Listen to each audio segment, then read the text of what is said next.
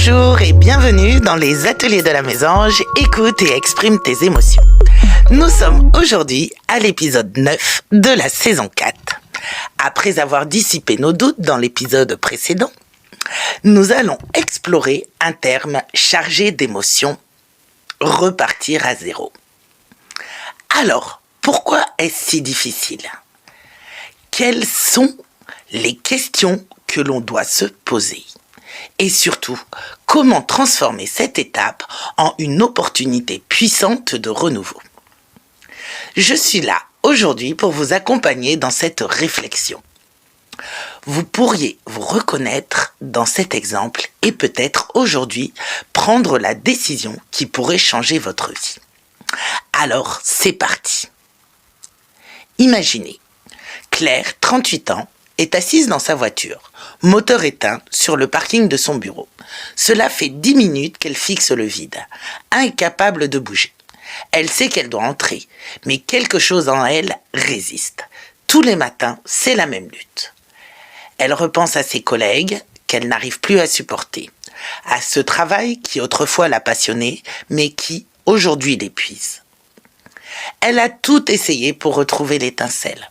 Des formations, des week-ends au vert, même des séances de méditation. Mais rien n'y fait. Et puis, hier soir, alors qu'elle rangeait des papiers, elle est tombée sur une vieille photo d'elle prise 10 ans plus tôt. À l'époque, elle vivait à Londres, travaillait dans un café, peignait des toiles pour le plaisir et riait à s'en décrocher la mâchoire. En regardant cette photo, une pensée l'a traversée. Mais où est passée cette Claire ? Celle qui osait, celle qui vibrait. Ce matin-là, sur ce parking, une nouvelle question s'est imposée. Et si je repartais à zéro ? Claire est peut-être un peu comme vous. Elle se trouve à la croisée des chemins, tiraillée entre le poids de son quotidien et l'appel d'une vie différente, plus alignée.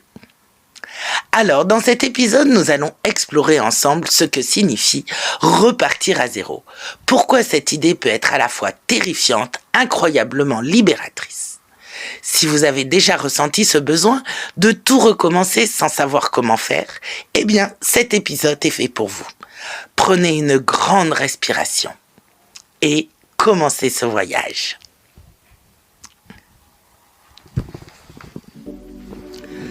Pourquoi ressent-on le besoin de repartir à zéro ? Eh bien, nous avons des signes d'alerte. Un sentiment de stagnation ou d'étouffement. Le doute qui persiste malgré tous vos efforts pour l'ignorer. Une fatigue émotionnelle ou physique qui ne disparaît pas.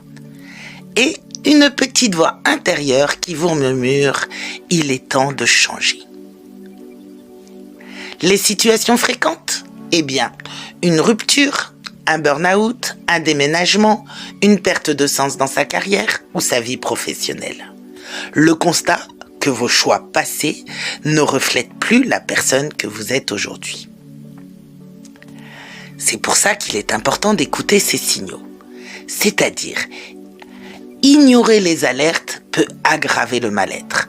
Repartir à zéro est souvent une réponse saine et nécessaire pour retrouver un alignement intérieur.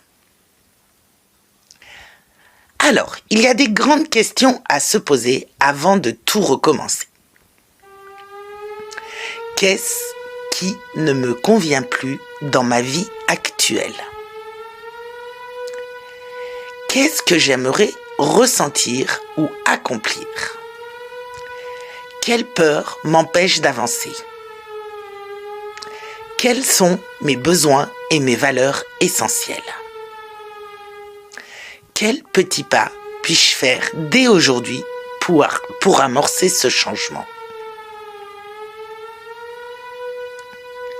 Prenez un petit cahier et notez toutes ces questions et essayez d'y répondre. Alors, comment aborder le renouveau avec sérénité ? Eh bien, il faut prendre le temps de digérer le passé. C'est-à-dire faire le deuil de ce qui ne fonctionne plus et de cultiver de la gratitude pour les apprentissages. Il faut créer un plan réaliste et progressif. Évitez de tout bouleverser d'un seul coup si cela génère trop de stress. Visualisez votre nouveau départ idéal. Où, avec qui et pourquoi. Et surtout, entourez-vous des bonnes personnes. Car chercher du soutien est important. Cela peut être auprès d'un mentor, de coach ou de proches bienveillants. On peut aussi s'inspirer d'histoires de résilience et de transformation. Alors, laissez place à l'intuition. On en a parlé dans les autres épisodes. Apprendre à écouter cette petite voix intérieure qui guide vers ce qui est juste pour soi. Alors, je vous propose de faire cet exercice en prenant un carnet et de répondre vraiment à toutes les questions qui vous passent par la tête et toutes les questions que j'ai énoncées. Car si tout était possible, comment voudriez-vous vivre dans un an? Notez tout et sans censure. Alors, pour conclure, repartir à zéro n'est pas un échec, c'est une renaissance. C'est une preuve de courage, d'amour envers vous-même. Si vous vous sentez appelé à tout recommencer, sachez que vous n'êtes pas tout seul. Chaque fin est une opportunité pour un nouveau départ. Alors, merci de m'avoir écouté. Si vous avez trouvé cela utile, partagez-le, abonnez-vous et laissez-moi un commentaire. À très bientôt. Je vous rappelle que pour aller plus loin, une méditation vous attend sur ma chaîne pour ressentir et vivre ce point zéro. C'était les ateliers de la mésange. Écoute et exprime tes émotions. À bientôt.